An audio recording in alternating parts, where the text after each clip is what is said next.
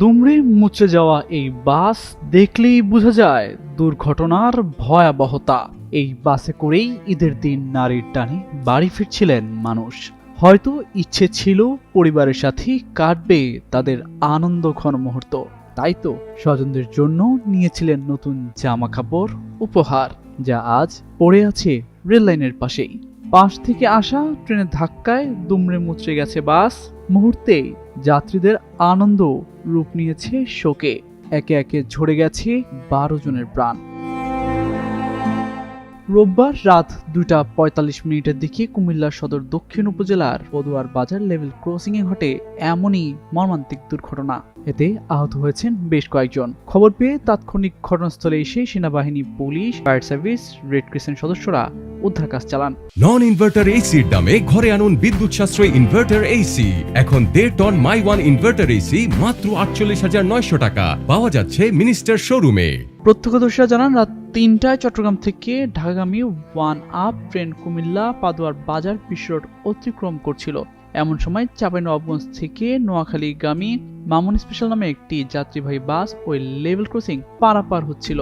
এ সময় চলন্ত ট্রেনের সাথে বাসটির ধাক্কা লাগলে ট্রেনের ইঞ্জিনের সাথেই বাসটি আটকে যায়। এরপর বাসটিকে প্রায় 1 কিলোমিটার টেনে নিয়ে যায় ট্রেনটি। যখন আপনার বিশ্ব রোড ঢুকবে, হঠাৎ মামুন নামের একটা গাড়ি, মানে আমরা দেখি না, দুমগো ঢুকে মানে সামনে মুখোমুখি অ্যাক্সিডেন্ট হয়েছে। মানে হওয়ার পরে ধরেন আমরা মনে করছি হয়তো সামনের ইঞ্জিন মানে একেবারে ভাগা হয়ে গেছে, ভাগা হয় নাই, কিন্তু তখন মাথার সেন্স হারাই গেছে।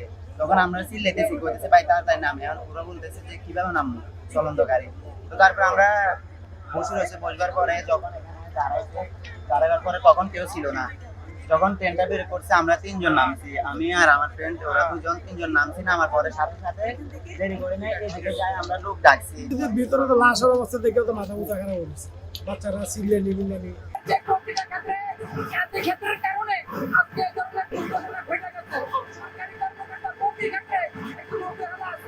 দুর্ঘটনার খবর পেয়ে সকালে ঘটনাস্থল পরিদর্শনে আসেন কুমিল্লা জেলা প্রশাসক মোহাম্মদ রেজা হাসান। জানান, এই ঘটনায় জেলা প্রশাসক ও রেলওয়ে কর্তৃপক্ষ পৃথক 2টি তদন্ত কমিটি গঠন করেছে। 14 জন আহত হয়েছে। হাসপাতালে নিকটবর্তী বিভিন্ন ক্লিনিক এবং হাসপাতালে তারা রয়েছে। 2টা তদন্ত কমিটি, রেল মিনিস্ট্রি থেকে একটি আর জেলা প্রশাসনের পক্ষ থেকে আরেকটি আমি নিজেও এখানে গঠন করে দিলাম, যাতে করে তারা এটা পূর্ণাঙ্গ তথ্য পাওয়া যায় কি কারণে এই ঘটনাটি ঘটেছে। এদিকে রেল চলাচল স্বাভাবিক রাখতে আখাউড়া থেকে আনা হয় উদ্ধারকারী ট্রেন। এরপরই শুরু হয় উদ্ধার অভিযান। তামজিদ মির্জা, যুগান্তর নিউজ।